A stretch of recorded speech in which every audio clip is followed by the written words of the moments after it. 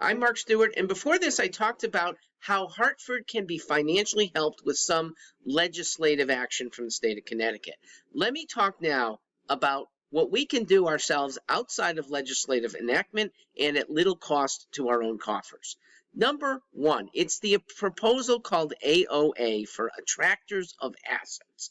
The attractors are our people, 8, 10, maybe as many as 20 individuals who love Hartford and would like to spend 2, maybe 3 months in New York and New Jersey with a mission. Woo the executives at firms to place divisions here. And those are the assets. The divisions of robust companies that will probably be better off here, okay? Their people will have easier commutes.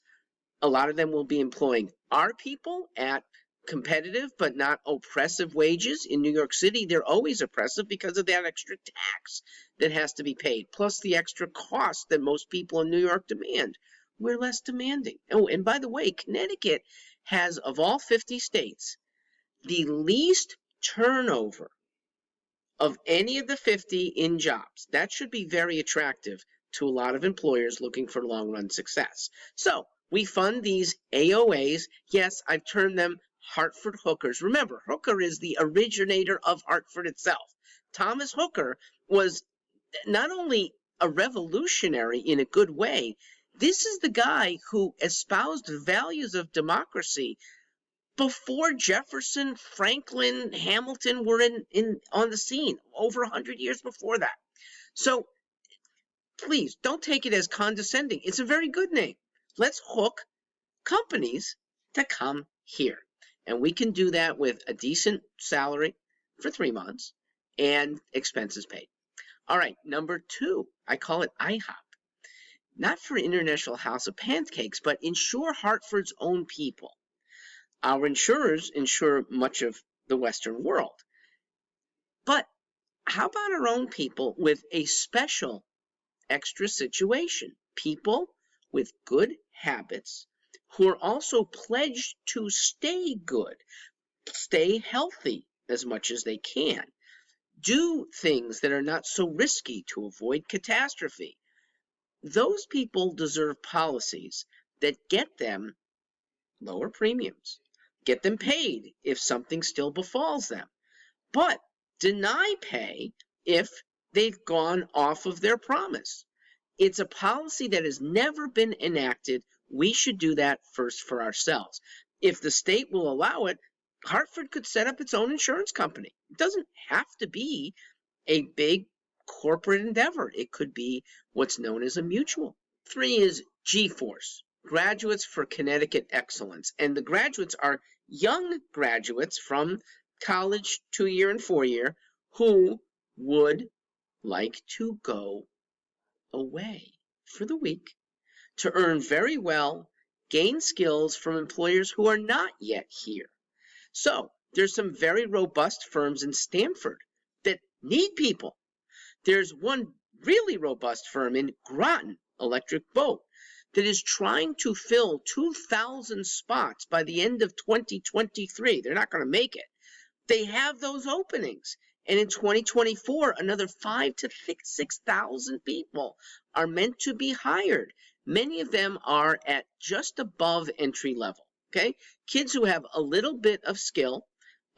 AI Prince teaches those skills routinely. Kids at Bulkley, Weaver, Hartford High School who do a little bit extra on the side, work in a shop, know a little something about welding. You can be hired down there, and I will transport you. Every weekend, we'll bring you home if you want to be with mom and dad. You want to stay by the shore? Enjoy your weekends there. I will help you with housing so that you can get good skills, make good money, and maybe 3 to 5 years later, come on back. Open a firm of your own. Help Hartford very directly and employ some Hartford people somewhat the way you were employed on big electric boats. Number 4, it's the CCD. Not your grandfather's CCD, but cybercrime detection. And it's an organization that, though it could be done by the state, we could do it ourselves, okay? we'd have more resources if UConn were involved, but we can at UConn Hartford at least cite some bright people with extensive cyber security backgrounds to start busting people. Low level, okay? The FBI has its hands full and can't get to the high and the medium level. So they leave the victims who've been bamboozled. I know nobody these days should be falling for my poor Nigerian relative who lost his money, but some older people still do. And there's always going to be a scam until we get after them. There'll be fewer scams. And I know that many of these people are far away. They're Bulgarians, and they're going to have a hard time coming to our justice.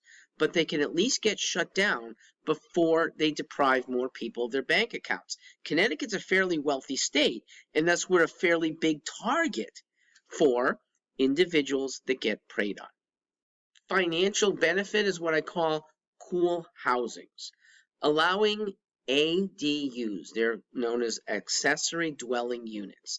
These are a little bit tough in Hartford since property is pretty small and we're pretty dense, but even on a small corner of one's property might be room for a cottage. On top of one's roof is, in many buildings, room for another loft, a full unit that can be up there, share some of the plumbing, share the electricity, and you end up with an extra home. That could be for grandma. That could be for a student who is not totally independent, wants to stick around fairly close to mom. Could be for Airbnb, okay, or VRBO. Let homeowners do what they want with their property, so long as they're not offending others. You should be able to have these ADUs on almost any property in Hartford. The homeowner gets something very valuable. The humans that can now live right here have an easy place to come and go and make their home.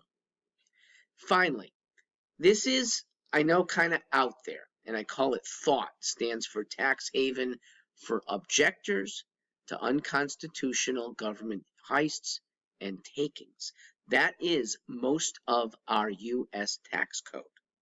The federal income tax is mostly unconstitutional, and we individuals are powerless.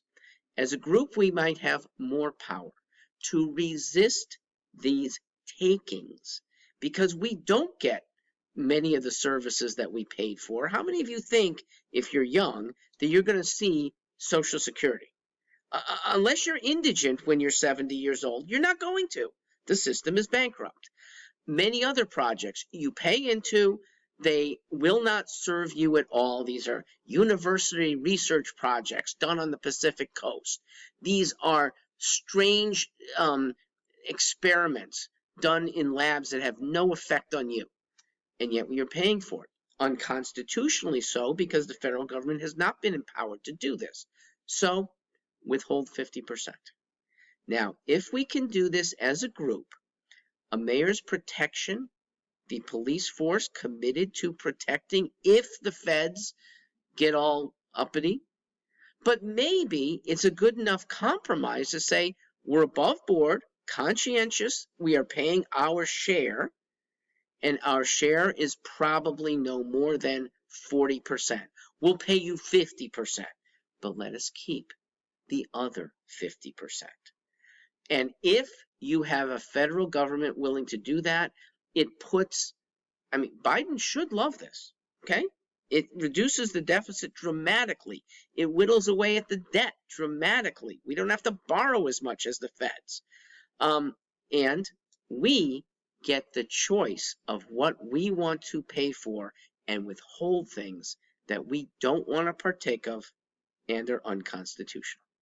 All right, those are what we have control over.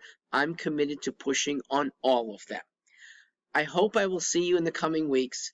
Thanks for being on the lookout, and please tell your friends to look out at StewartforHartford.com.